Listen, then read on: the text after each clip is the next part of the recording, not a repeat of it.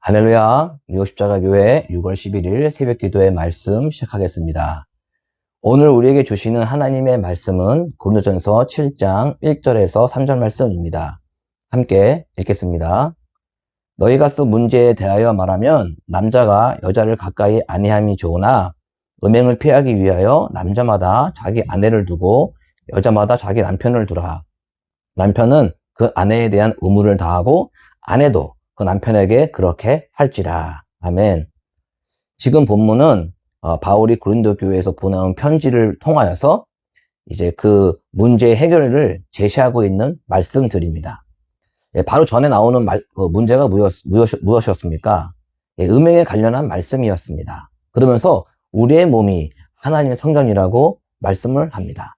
그러면서 본문에 이어지는 것이 바로 부부에 관한 말씀으로 이어지고 있다는 것이죠.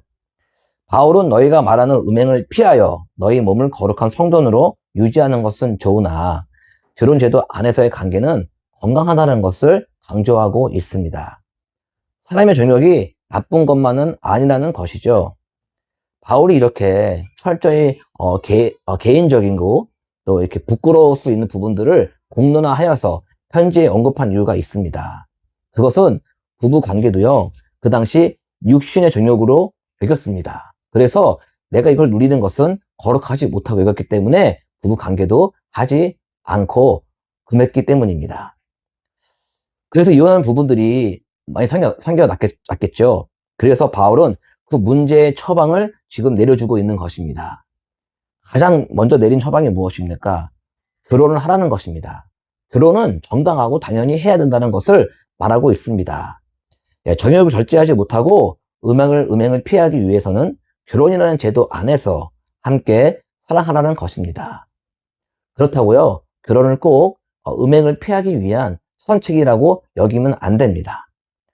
배우자에 대하여 사랑하는 마음이 생기면 자연스럽게 그의 모든 것을 사랑하고자 하는 것은 사랑의 기본 마음이죠. 그것은 하나님이 주시기 때문입니다. 그 사랑을 서로가 주고받고 해야 한다는 것입니다. 그것은 가끔 의무적일 수도 있다고 지금 성경은 말하고 있습니다. 4절, 5절 말씀입니다. 아내는 자기 몸을 주장하지 못하고 오직 그 남편이 하며 남편도 그와 같이 자기 몸을 주장하지 못하고 오직 그 아내가 하나니 서로 분방하지 말라. 다만 기도할 틈을 얻기 위하여 합의상 얼마 동안은 하되 다시 합하라. 이는 너희가 절제 못함으로 말미암아 사탄이 너희를 시험하지 못하게 하려 함이라. 그렇습니다. 이렇듯 결혼이라는 것은요, 나의 삶과 신앙에 굉장히 중요한 것입니다. 그중서도요, 부부 관계라는 것은 성경에서 말하는 비밀을 알게 해주는 것인데요. 에베소서 5장 31절, 32절 말씀입니다. 그러므로 사람이 부모를 떠나 그의 아내와 합하여 그 둘이 한 육체가 될지니 이 비밀이 크도다. 나는 그리스도와 교회에 대하여 말하노라. 이렇듯 결혼이라는 제도는 굉장히 중요하고 필요한 존재라는 것을 바울은 강조하고 있습니다. 그래서 바울은 너희가 지금의 금욕주의적, 영지주의적인 주의에서 벗어나 결혼을 통하여 온전하고 건강한 가정과 교회를 세워나가기를 바란다고 말씀하시고 있는 것입니다. 그렇다면 결혼이라는 제도 아래 없는 사람들은 어떻게 해야 되는 걸까요? 바울도 결혼하지 않는 사람으로 유명하죠. 그런 바울은 지금 이야기를 합니다. 자신과 같이 혼자 지내는 것도 좋지만 이것은 특별한 은사라고 말합니다. 그러면서 절제할 수 없을 경우에는 결혼을 하는 것도 좋다고 또 바울은 말하고 있습니다.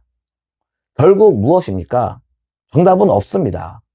결혼을 해야 할 정도로 사랑을 하고 있는 사람이 있다면 결혼하면 되는 것입니다. 반대로 나에게 독신의 은사가 있어서 결혼을 하지 않아도 된다면 하지 않아도 되는 것입니다. 바울처럼 하나님의 일에 더 집중하고 하나님의 일을 더욱더 해나가면 되기 때문입니다. 그리고 그곳에서 기쁨이 넘친다면 결혼하지 말라는 것이죠. 중요한 것은요, 내가 하나님을 더욱 사랑하고 더 가까이 할 수 있는 것을 하면 되는 것입니다. 아멘. 그렇다면 이혼은 어떠할까요? 예, 그 당시에 믿는 자들, 즉 그리스도 안에서 부부된 사람들은요, 결혼을 했다면 음행을 하지 않았다면 계속 그 결혼을 유지하라고 권하고 있습니다. 결국 이혼을 금하고 있는데요. 그래서 순종하며 계속 살기를 권합니다. 10절, 11절 말씀입니다. 결혼한 자들에게 내가 명하노니 명하는 자는 내가 아니요 주시라. 여자는 남편에서 갈라서지 말고 만일 갈라섰으면 그대로 지내든지 다시 그 남편과 합하든지 하라. 남편도 아내를 버리지 말라. 예, 우리는요, 이 말씀 보듯이요, 이혼에 관련하여 지금과는 좀 달리 접근해야 합니다. 그 당시 이혼이라는 것은요, 너무 쉬웠습니다. 거룩함을 빙자하여서 정당하게 여겼기 때문입니다. 그 이유는 앞서서 이야기했지만 하나님의 일을 더 거룩하게 하기 위하여 자신의 정욕을 금하고 또 이혼을 해야 된다고 여겼기 때문입니다. 그래서요, 바울은 강하게 지금 이야기하고 있는 것입니다. 이혼하지 말라는 것이죠. 너무 이혼들을 많이 하고 그 정당화가 되니까 이혼하지 말라고 지금 강하게 권하고 있는 것입니다.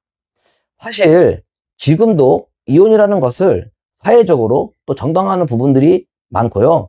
비혼자들이 많이 생겨나고 있습니다. 그런 것도 생각할 때 당시 상황과는 좀 다르지만 또 결혼이라는 것을 너무 가볍게 생각하고 불필요한 것이라고 여기는 것을 본다면 지금 바울의 이 말씀들이 우리의 머리와 가슴을 강하게 때리는 말씀이 될 수도 있는 것입니다. 결국 바울은 불신자, 배우자들에 관한 이혼도 쉽게 하지 말라고 말합니다. 믿지 않는 자들과 결혼한 사람들도요, 이혼에 대해서 신중하게 생각하라는 것입니다. 물론 불신자 배우자가 이혼을 안 하면 갈라서라고 합니다. 하지만 그렇지 않을 경우는 계속적으로 결혼을 유지할 수 있도록 하라는 것이죠. 이 부분도 믿는 자가 불신자와 사는 것에 대하여 거룩하지 않다고 여기는 상황이었기 때문입니다. 믿지 않는 자와 사는 나는 거룩하지 않다고 여기는 그런 말도 안 되는 생각을 하고 살았기 때문입니다. 배우자 믿음이 생겨서 함께 거룩할 수 있기 때문이라고 바울은 이제 얘기를 해주는데요. 결국 불신자와도 이혼하지 말고 합하게 잘 살라는 것입니다. 그러면 그가 믿음이 생길 수 있다는 것인데요. 중요한 것은요, 이겁니다. 불신자 배우자와 관계 속에서 이혼을 피하고 결혼 생활 속에서 화평하게 지낼 때 이러한 것들, 전도가 일어날 수 있다는 것입니다. 15절 후반절 말씀인데요. 하나님은 화평 중에서 너희를 부르셨느니라. 아멘. 바울은 결혼하는 것과 이혼하는 것에 대하여 무엇인지 정확하게 대답하지 않습니다. 그죠? 무엇이 정확히 정답인지를 알려주지 않습니다. 그렇죠. 결혼을 해도 되고 안 해도 된다는 것입니다. 그리고 이혼도요, 믿는 자와 했다며 이혼할 수 있다고 말합니다. 다만 조건이 있었죠. 그리고 불신자와의 이혼도 할 수 있고 안 할 수도 있습니다. 중요한 것은 또 여기서도요, 하나님의 각각의 부르심을 받은 그대로 하나님께 함께하면 된다는 것입니다. 예, 24절 말씀인데요. 형제들아, 너희는 각각 부르심을 받은 그대로 하나님과 함께 거하라. 아멘. 지금 바울은요, 초반에 고린도 교회의 이슈 중에 먼저 결혼관과 이혼에 대하여 언급하면서 신학의 본질을 지금 말해주고 있는 것입니다. 그것이요, 가정을 넘어 종교적으로 그리고 사회적인 또 비유를 통하여서 부연 설명을 해주는데요. 18절, 20절 말씀입니다. 할례자로서 부르심을 받은 자가 있느냐? 무할례자가 되지 말며 무할례자로 부르심을 받은 자가 있느냐? 할례를 받지 말라. 할례 받는 것도 아무것도 아니요, 할례 받지 아니하는 것도 아무것도 아니로되 오직 하나님의 계명을 지킬 따름이니라.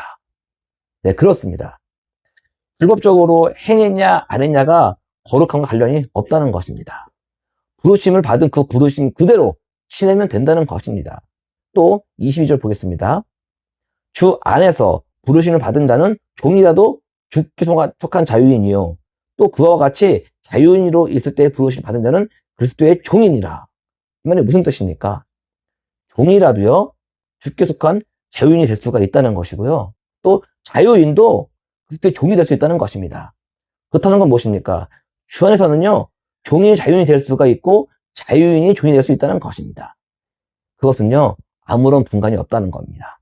주 안에서는 모든 사람들이 주 안에서 그런 것이 아무 상관없다는 것입니다. 세상과 사람의 기준으로 거룩함을 만들어내려고 하지 말라는 것이죠. 결국 똑같기 때문입니다. 20절 말씀입니다. 너희는 값으로 사신 것이니 사람들의 종이 되지 말라. 아멘. 우리는요, 예수님의 십자가 보혈의 죽으심으로 우리를 거룩한 자녀로 사신 것입니다. 아멘. 성도가 되었다는 것이죠. 세상의 기준, 사람의 판단으로 거룩함은 주어지지 않습니다. 아멘.